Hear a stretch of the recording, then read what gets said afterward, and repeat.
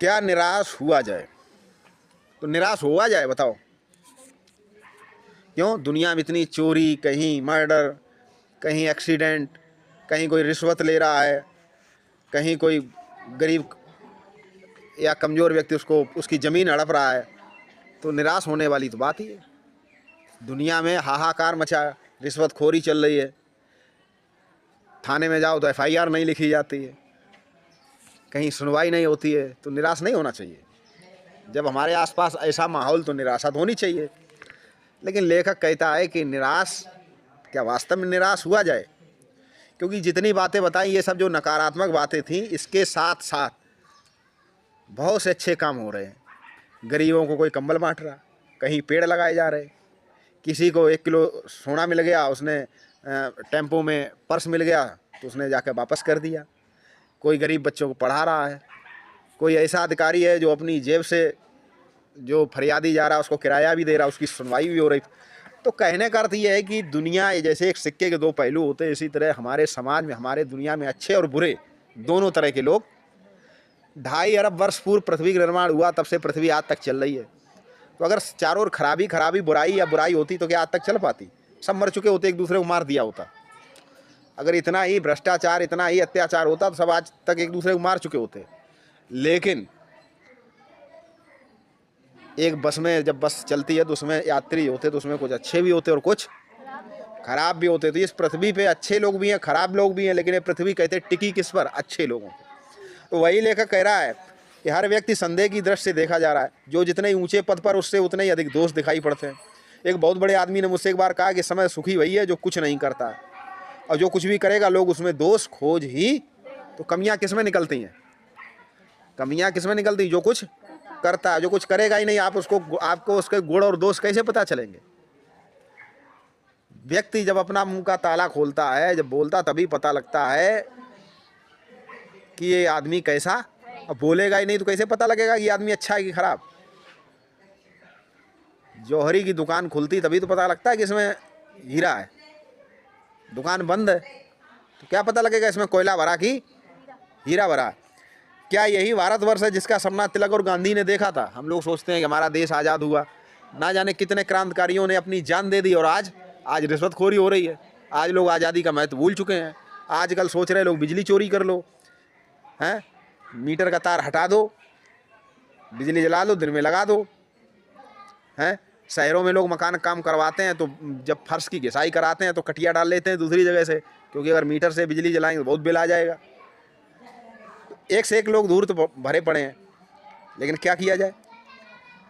आर्य और द्रविड़, हिंदू और मुसलमान, यूरोपीय भारतीय आदर्शों की मिलान हुई मानव महासमुद्र क्या सूख गया है? मेरा मन कहता है ऐसा हो नहीं सकता। हमारे महान मनीषियों के सपनों का भारत रहेगा।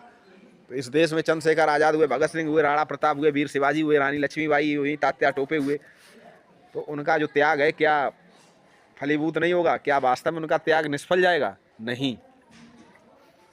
ये सही है कि इन दिनों कुछ ऐसा माहौल है कि ईमानदारी से मेहनत करके जीविका चलाने वाले निरीह और भोले वाले श्रमजीवी पिस रहे और झूठ तथा फरेब का रोजगार करने वाले फल फूल रहे हैं। ईमानदारी को मूर्खता का प्रयास समझा जाने लगा। आज का समय ये है कि अगर किसी को पर्स मिल जाए और उसमें कम से कम 2-4 लाख का सोना हो, अगर कोई वापस दे आए जाके, तो आदमी उसको क्या समझेगा? मूर्ख। आज का ऐसा माहौल बन गया कि ईमानदारी को लोग मूर्ख कहते हैं। लड़के देखने जाते, लड़के की शादी, अगर लड़का पुलिस में है तो ये पूछते ऊपरी कितना कमा लेता है। लोग आईएएस बनते हैं तो ये पूछते ही नहीं कि वेतन कितना मिलेगा। बस आईएएस होना ही बहुत बड़ी बात है, वेतन की कौन चिंता करे?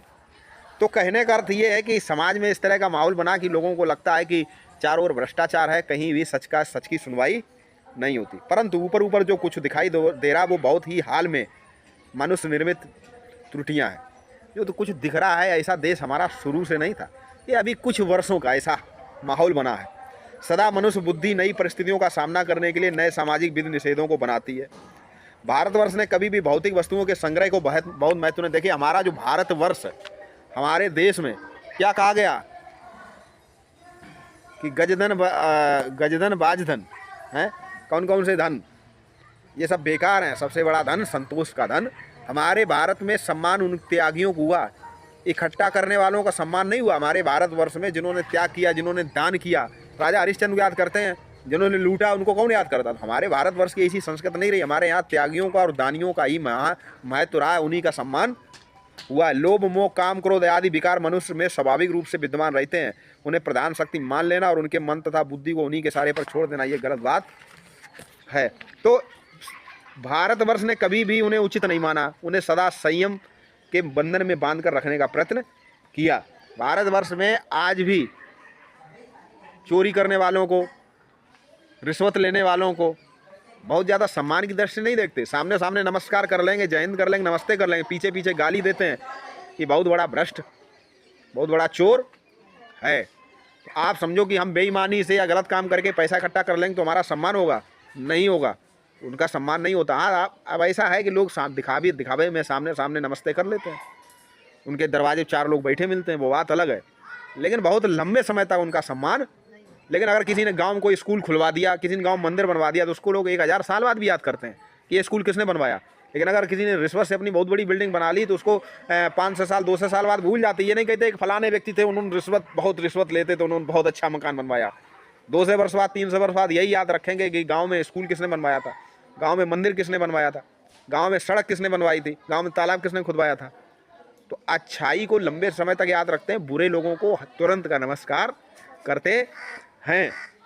भारतवर्ष सदा कानून को धर्म के रूप में देखता है। आज एकाएक कानून और धर्म में अंतर कर दिया गया। पहले कानून और धर्म एक ही चीज़ थी, पहले मंदिर और स्कूल एक ही चीज़ थी। आज लोग कहते हैं कि मंदिर जाने से क्या मिलेगा, स्कूल जाने से मिलेगा, स्कूल जाने से भविष्य बनेगा, मंदिर जाने से भविष्य नहीं बनेगा। क्योंकि आज लोगों ने मंदिर और स्कूल को अलग अलग, पहले मंदिर में ही स्कूल होता था।